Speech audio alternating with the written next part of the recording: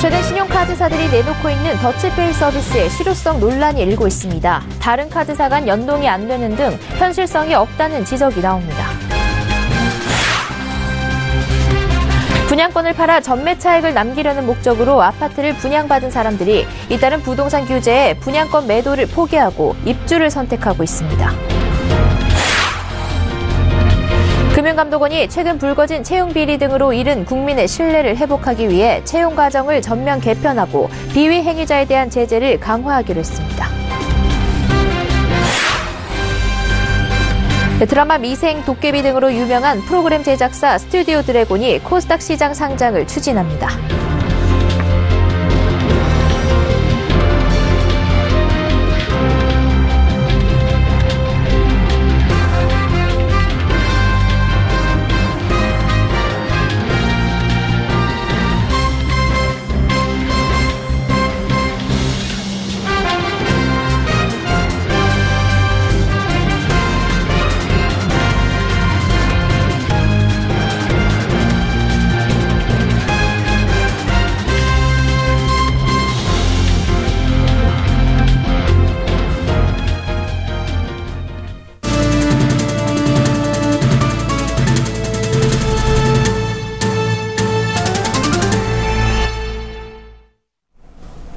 시청자 여러분 안녕하십니까? 센 경제 현장 양한나입니다.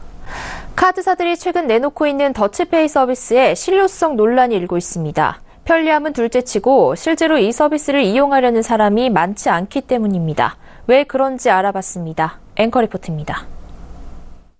우리카드의 우리페이, 신한카드의 신한판 더치페이. 최근 카드사들이 내놓고 있는 더치페이 서비스입니다. 이들 서비스는 대표자 한 명이 이용금액 전체를 결제하고 나머지 사람들에게 분담 결제를 요청해 나중에 정산하는 방식으로 운영됩니다. 이렇게 하면 각자 돌아가며 계산해야 하는 번거로움을 줄여주고 점주 입장에서도 한 사람씩 결제해야 하는 불편을 덜 수 있습니다. 또 더치페이를 한 소비자 모두 소득공제 혜택을 누릴 수 있습니다. 이 같은 장점에도 불구하고 카드사의 더치페이 서비스에 실효성이 없다는 지적이 나오고 있습니다. 우선 결제에 참여한 모든 고객이 같은 카드를 갖고 있어야 한다는 점이 가장 큰 단점입니다. 예를 들어 우리페이의 더치페이 서비스를 이용하려면 모든 고객이 우리카드를 갖고 있어야 하는 겁니다. 다른 사람들도 다 같은 은행을 써야 된다는 거잖아요. 네. 그게 조금 불편한 것 같은데 조금 현실에서는 좀 불가능할 것 같고 생각 없어요. 네. 굳이 그럴 필요까지 있을까? 더치페이 서비스가 가능한 곳이 카페, 레스토랑 등 요식업종에 한정돼 있다는 점도 활성화에 걸림돌이 될 것으로 보입니다. 신용카드 더치페이가 채무 상환 수단으로 사용될 수 있어 금융위가 서비스 대상 업종을 요식업종으로 한정시킨 겁니다. 당국은 더치페이 이용률을 지켜본 후 카드사들끼리 연동하는 방안 등을 마련하겠다는 계획입니다.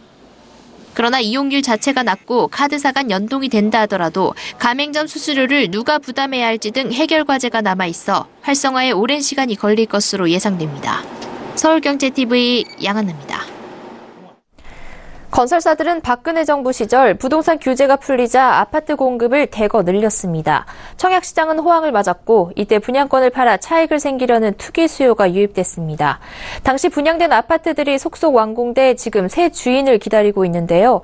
문재인 정부 들어 고강도 부동산 규제 대책이 잇따라 나오자 거래 절벽이 나타나면서 분양권을 팔지 못한 사람들이 울며 겨자 먹기로 입주를 선택하고 있습니다. 보도에 정창신 기자입니다. 2년 전 수도권의 전용 84제곱미터 아파트를 분양받은 정모 씨. 당시 분양시장 호황에 전매 제한 기간도 6개월밖에 되지 않아 전매 차익을 남길 생각에 덜컥 아파트를 분양받았습니다. 분양 호황기가 계속될 것이란 생각에 분양권을 보유하다 입주 직전 매도할 계획도 세웠습니다. 하지만 올 연말 입주 시점이 다가오면서 이 같은 생각은 물거품이 됐습니다. 시장에서 분양권 거래가 실종되면서 차익은커녕 지금은 입주를 고민하고 있습니다. 문재인 정부가 부동산 시장 규제에 나서고 있는 가운데 박근혜 정부 시절 분양된 아파트들이 올 하반기부터 입주를 시작했습니다. 하지만 2, 3년 전 분양 호황기에 전매 차익을 노리고 뛰어들었던 사람들이 분양권을 팔지 못하자 입주를 선택하는 모습입니다. 주택산업연구원 조사에 따르면 지난달 기준 전국 입주율은 81.9%로 나타났습니다. 2개월 연속 하락하던 입주율이 상승 반전한 겁니다. 특히 서울 지역의 입주율은 전국 7개 권역에서 가장 높은 87.6%를 나타냈습니다. 서울 부동산 정보광장에 따르면 서울 분양권 거래량은 6월 1265건에서 지난달 229건으로 82% 급감했습니다. 부동산 업계에선 당분간 거래 절벽이 이어질 것으로 관측하고 있습니다. 분양권을 팔지 못한 수분양자의 어쩔 수 없는 입주는 늘어날 수밖에 없다는 뜻입니다. 서울경제TV 정창신입니다. 금융감독원은 채용 비리 등으로 잃었던 국민 신뢰를 회복하기 위해 지난 8월 외부 인사 중심의 인사 조직 문화 혁신 태스크포스를 출범시킨 바 있습니다. 태스크포스는 오늘 학연이나 지연의 영향이 차단되도록 채용 과정을 전면 개편하고 비위 행위자에 대한 제재를 강화하는 내용의 조직 쇄신안을 마련해 최영식 금감원장에게 최종 권고했습니다. 최 원장은 이를 모두 수용키로 했습니다. 정훈규 기자입니다. 금융감독원 채용 과정에서 서류 전형이 폐지되고 대신 객관식 1차 필기 시험이 도입됩니다. 채점, 심사, 면접위원들에게는 지원자의 성명, 학교, 출신 등의 정보를 일절 제공하지 않고 면접위원의 절반 이상은 외부 전문가로 구성됩니다. 특히 면접 점수가 나중에 수정되는 일이 없도록 즉석에서 결과를 확정하고 최종 합격자 발표 전 감사실이 채용 절차가 기준에 맞게 진행됐는지 재검토합니다. 이는 학계와 언론계, 법조계 등 외부 인사들로 구성된 태스크포스가 내놓은 권고사항이지만 금감원은 이를 전적으로 수용할 방침입니다. 최영식 금감원장은 풍랑으로 좌초위기에 있는 금감원의 선장으로서 책임감을 가지고 이번 쇄신안을 정착시키겠다며 빠른 시일 내 임원진 인사와 조직 개편을 단행하겠다고 덧붙였습니다. 태스크포스는 또 금감원 직원은 공무원 신분은 아니지만 직위를 이용한 부정청탁과 금전거래에 노출될 수 있는 만큼 공무원 수준의 징계 기준도 주문했습니다. 그간 금감원 임원은 비위 사건이 발생해도 자체적인 제재 근거가 없어 확정 판결을 받아 사직할 때도 퇴직금을 그대로 챙길 수 있었습니다. 앞으로는 임원에게 비위 소지가 있다면 형사소송 절차와 별개로 감찰실에서 자체 조사하고 비위가 확인되면 즉시 직무에서 배제하기로 했습니다. 이때 기본급은 30% 감액되고 업무 추진비는 제한됩니다. 또 비위 행위로 퇴직할 경우 퇴직금은 절반만 지급합니다.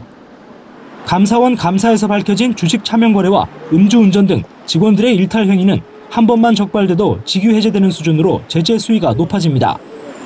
또 비위 행위 예방 차원에서 퇴직 임직원 등과 직무 담당자의 1:1 면담이 금지되고 반드시 2명 이상의 금감원 직원이 함께한 뒤 면담 내용은 서면 보고해야 합니다. 서울경제TV 정은규입니다. 드라마 미생과 도깨비로 유명한 프로그램 제작사 스튜디오 드래곤이 코스닥 시장에 상장합니다. 스튜디오 드래곤은 오늘 IPO 간담회를 열고 회사의 현황과 글로벌 제작사로서의 비전에 대해 설명했습니다. 김성훈 기자가 현장에 다녀왔습니다. 하반기 IPO 대여로 꼽히는 스튜디오 드래곤이 오늘 IPO를 열고 국내 드라마 시장 점유율 40%, 연간 해외 매출 성장률 30%를 달성하겠다는 목표를 밝혔습니다. 스튜디오 드래곤은 CJ ENM의 드라마 제작부가 지난해 5월 물적 분할로 독립해 세운 프로그램 제작사입니다. 드라마 미생, 시그널, 푸른바다의 전설 등으로 입지를 다져왔으며 올해 초 종영한 드라마 도깨비가 시청률 20%를 기록하면서 더욱 유명해졌습니다. 스튜디오 드래곤은 올해 상반기 매출액 1,374억 원, 영업이익 229억 원을 기록했습니다. 지난해 연간 매출액이 1,544억 원, 영업이익이 166억 원이었음을 고려하면 상당한 성장입니다. 최진희 대표는 스튜디오 드래곤이 이처럼 성장할 수 있었던 원인으로 차별화된 사업 구조와 기획, 제작 역량을 꼽았습니다. 국내 최고의 이제 작가와 감독과 프로듀서들로 구성된 이 133명의 크리에이터들을 보유하고 있고요. 연간 20편 이상의 드라마를 안정적으로 지금 제작할 수 있는 그런 기본을 다 갖추고 있습니다. 오는 24일 코스닥에 상장할 예정인 스튜디오 드래곤은 상장을 통해 아시아 1위 글로벌 스튜디오로 도약할 계획입니다. 주당 희망 공모가 범위는 39,000원에서 35,000원이며 공모 금액은 약 1,854억 원에서 2,100억 원 수준입니다. 서울경제TV 김성훈입니다. 여러분이 상상하는 미래의 자동차는 어떤 모습인가요? 추운 한겨울 차를 탈 때면 차가 알아서 히터를 켜놨으며 하는 생각 한 번쯤 해보셨을 텐데요. 정보통신 기술을 활용한 양방향 소통 차량인 커넥티드카를 타면 이런 상상이 현실이 됩니다. 커넥티드카를 위한 청년들의 다양한 아이디어가 한자리에 모인 현대차 그룹의 해커톤 대회에 김혜영 기자가 다녀왔습니다. 전광판에 뜬 카운트다운 시계가 빠르게 줄어듭니다. 파란색 후드티를 맞춰 입은 참가자들의 표정에 긴장감이 역력합니다. 이들에게 주어진 시간은 총 24시간. 이곳은 정해진 시간 내 참신한 아이디어를 바탕으로 미래 커넥티드카에서 구현될 서비스 개발 프로젝트를 완수해내야 하는 현대차 그룹의 해커톤 대회 현장입니다. 이번 해커톤 대회를 통해서 스타트업의 창의적인 아이디어, 또 대학생분들의 새로운 아이디어를 많이 발굴을 해서 현대차가 추구하고 있는 미래 커넥티드카 서비스에 좋은 자양분이 될 수 있을 것으로 기대를 하고 있습니다. 기상 정보를 제공하는 차, 부품 교체 시점을 알려주는 차. 이날 본선에선 미래자동차와 관련한 다양한 아이디어가 쏟아졌습니다.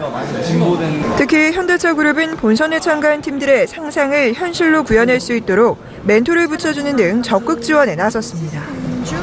다른 공모전이나 학교에서 하는 프로젝트 같은 경우에는 학생들끼리 팀을 모여서 하기 때문에 현실성이 떨어지는 반면에 이 해커톤은 현업에 종사하시는 분을 멘토로 붙여주시기 때문에 그 부분에서 되게 좋았습니다.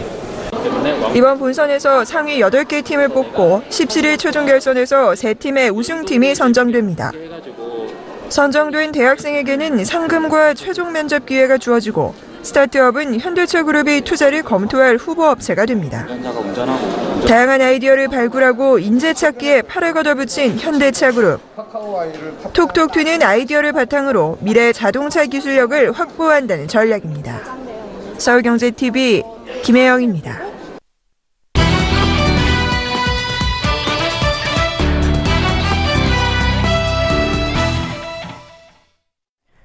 5G 통신 시대가 이제 정말 눈앞에 와 있는데요. 정부의 가계통신비 인하 정책으로 경영상 부담을 하는 통신업계는 그만큼 5G 투자 여력이 줄었습니다.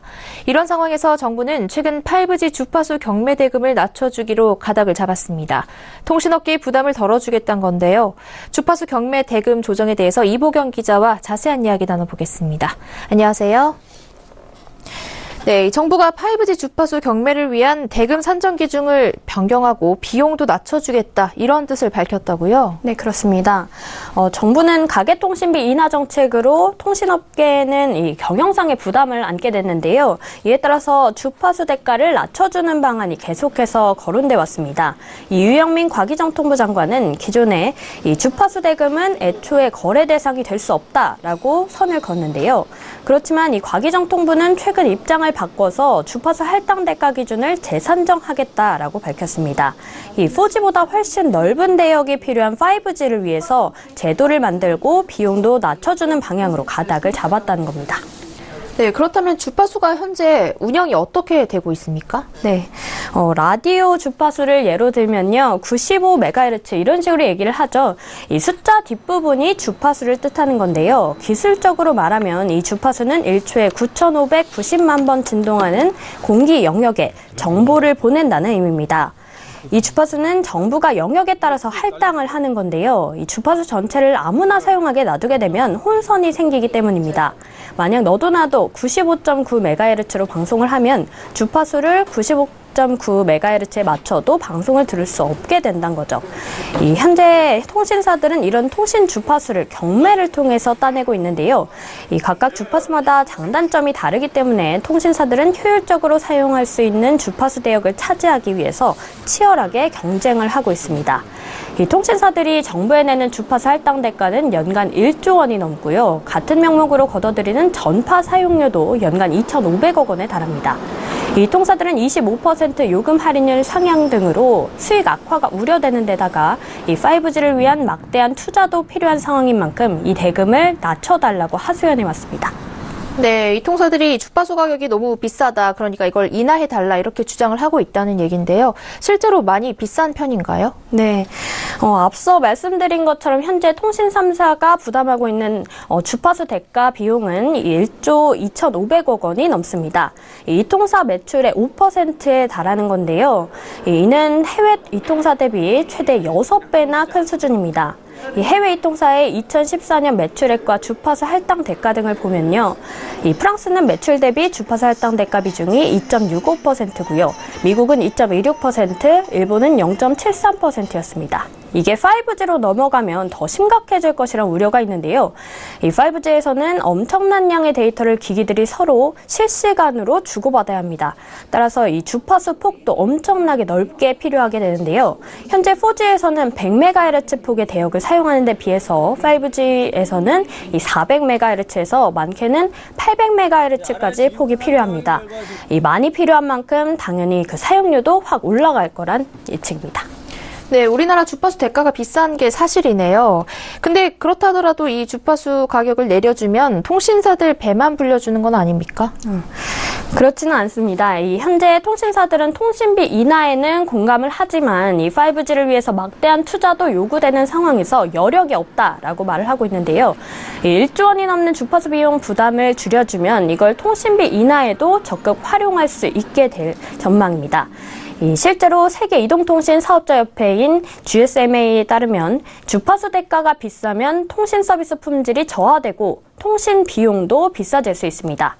이 GSMA는 해외 주요국의 할당 가격을 바탕으로 해서 주파수 산정 가격과 통신 산업 분야의 상관관계를 분석했는데요.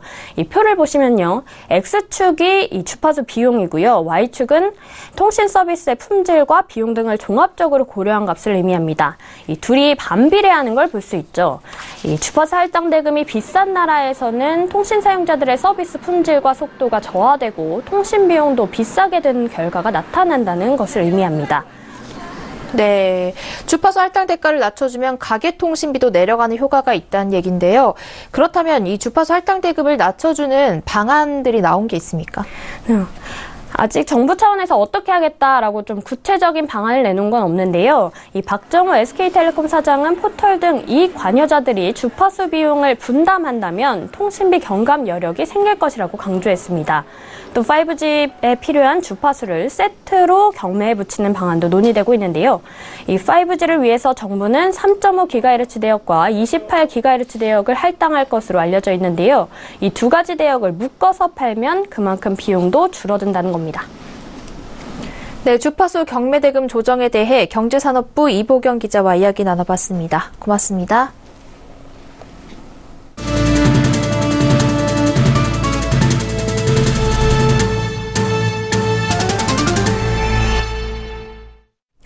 한국은행이 이르면 이달 기준금리 인상 가능성을 내비쳤습니다. 한은은 통화신용정책 보고서에서 국내 경제가 잠재 성장률 수준 성장세를 보이고 물가도 목표 수준 오름세를 나타낼 것으로 전망된다면서 저성장 저물가에 대응해 확대해온 통화정책 완화 정도를 조정할 여건이 점차 조성돼가고 있다고 밝혔습니다.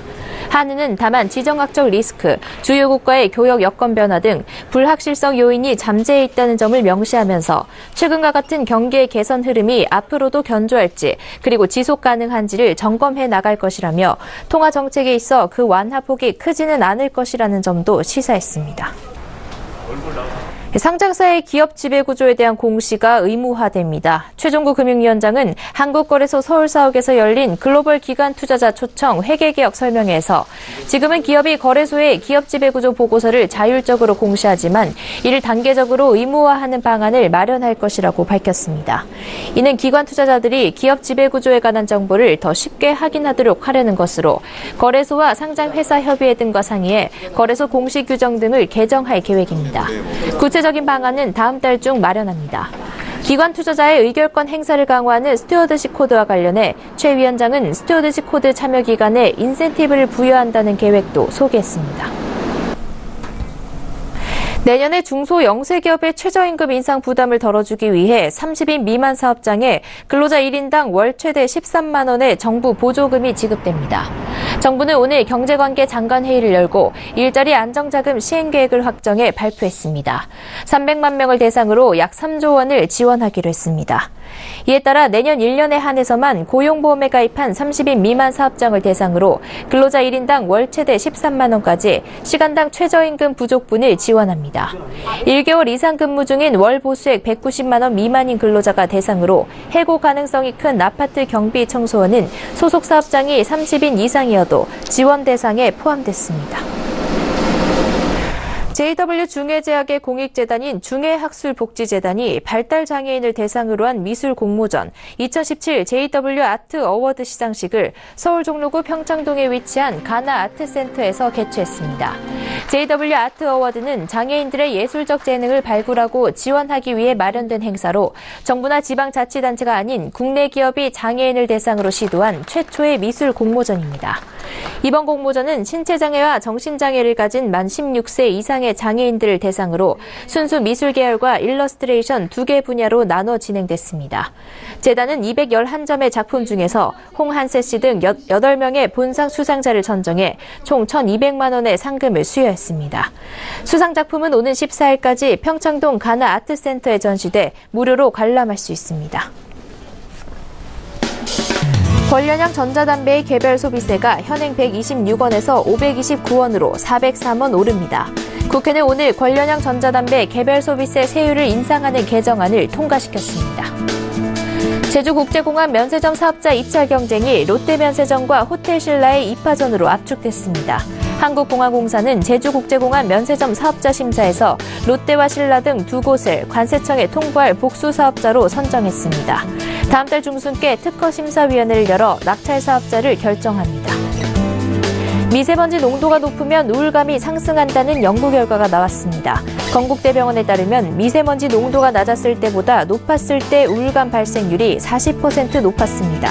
또 삶의 질 악화, 자살 사고, 주관적 스트레스도 같은 조건에서 발생률이 각각 38%, 24%, 20% 상승했습니다. 서울 아파트값 상승폭이 다소 커졌습니다. 한국감정원에 따르면 서울 지역의 주간 아파트 가격은 0.08% 올라 지난주보다 오름폭이 확대됐습니다. 가계부채 대책 발표 이후 관망세가 많지만 일부 재건축 단지나 실수요자들로부터 인기 높은 새 아파트를 중심으로 호가가 강세를 보인 영향입니다. 반면 지방의 아파트값은 0.02% 하락했습니다.